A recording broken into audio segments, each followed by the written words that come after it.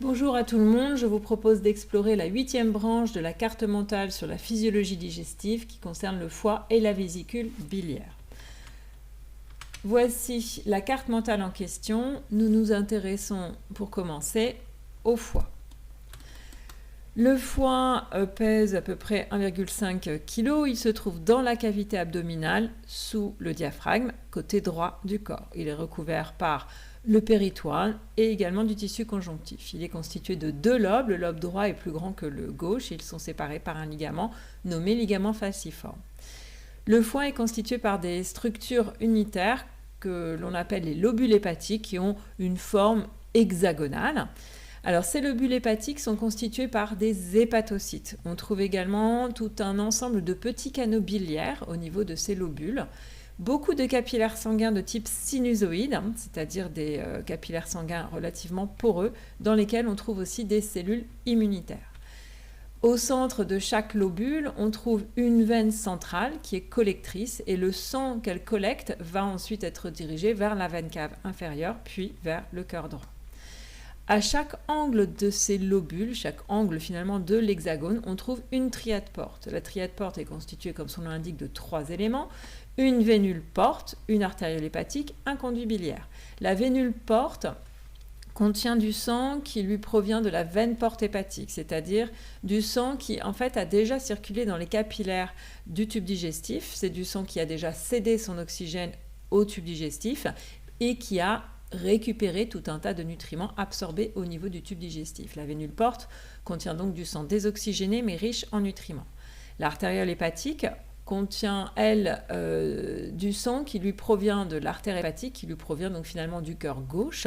C'est du sang qui n'a pas encore circulé dans des capillaires, il n'a pas encore cédé son oxygène, c'est donc du sang oxygéné qui est présent dans les artérioles hépatiques.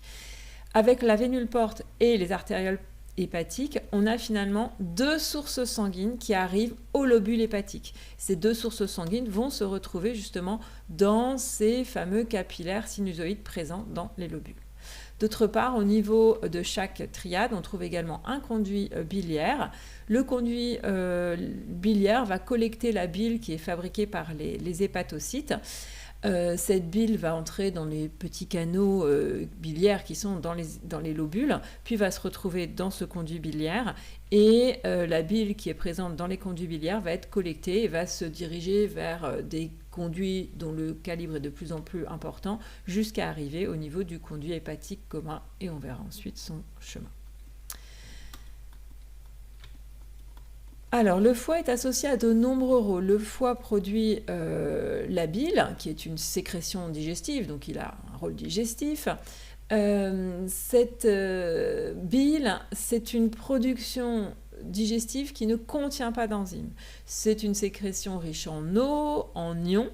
Elle comprend des sels ou acides biliaires, également de la lécithine. En fait, ce sont des molécules qui vont contribuer à l'émulsification des lipides car elles sont amphiphiles. Ça veut dire qu'une partie de ces molécules aime l'eau, l'autre n'aime pas l'eau et va permettre donc aux lipides de pouvoir former des petits agrégats et non pas des gros agrégats au sein du contenu du tube digestif qui est aqueux.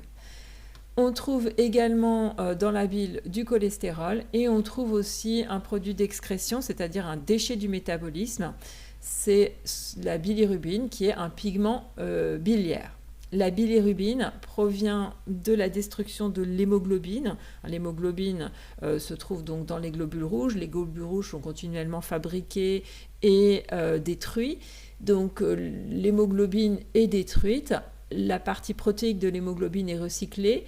L'hème contient du fer qui est recyclé et le reste de l'hème va constituer cette bilirubine qui va être évacuée dans les fécès sous forme de stercobiline qui est un pigment brun qui donne aux selles leur couleur, et elle va être aussi évacuée dans l'urine sous forme d'urobiline, qui est un pigment jaune qui donne à l'urine sa couleur.